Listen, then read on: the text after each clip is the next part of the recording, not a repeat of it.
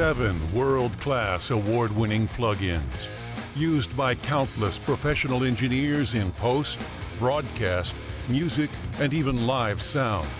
Join the elite who own Sonox Elite because you're worth it. Wait, what? Because you're worth it. Cut! It's NAMM show. We're here with Jim on the Moog booth, and he's going to take us through a new member of the Phatty family, the Sub-Phatty.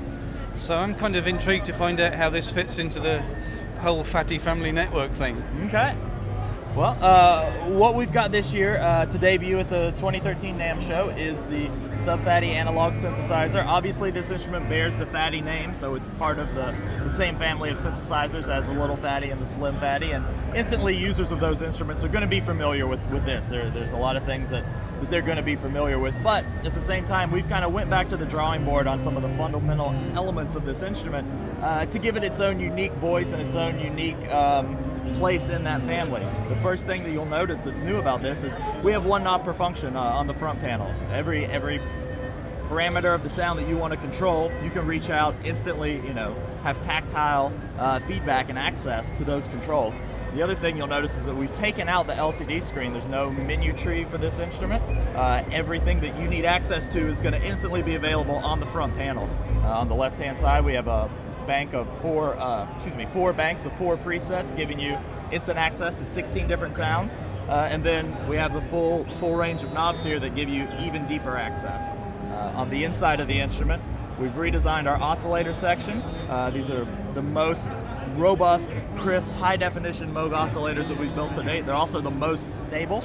It takes about 30 seconds if you're going from 40 degrees in the trunk of your car to the inside of a hot, sweaty club. This thing's going to be in tune as soon as you get it powered up.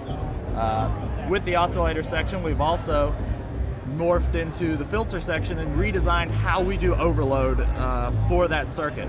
On the front end, each oscillator has controls for pre-filter overload independently, and then on the back end we have this multi-drive knob that gives you access to a post-filter FET drive and OTA drive.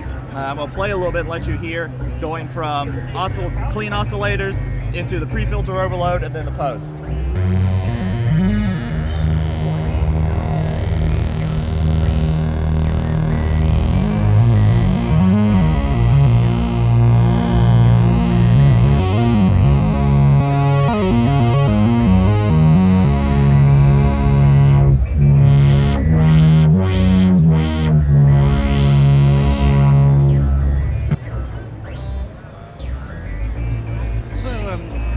I mean, it's an all-analog synthesizer, so how different is it in terms of circuitry to something like a Mini Moog, which we all know and love, which has got, in some ways, a very similar set of features? Well, your signal flow, everything as far as, the routing, is very similar, and it gives you that familiar feel. But like I said, we have redesigned oscillators, redesigned filter drive aspects that give it its own sonic flavor and its own unique voice. So it's going to sit, in a very specific place. It's not going to be a smaller Little Phatty or a pared down Mini Moog. It's its own beast. It's its own thing. So is this a variation on the Moog ladder filter, or is it an entirely different filter network in there? The filter itself is the patented Moog 24 dB low pass filter. But it's how we're affecting that filter with the overload in the front and the drive in the back that really give it its own voice, and it's going to change the way that this filter reacts to the sound of the oscillators, because we're adding a lot of high frequency harmonic content for that filter to grab a hold of as you do sweeps with some augmented resonance.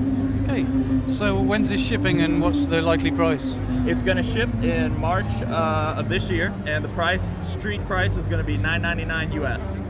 That's great. Thanks very much. Thank you.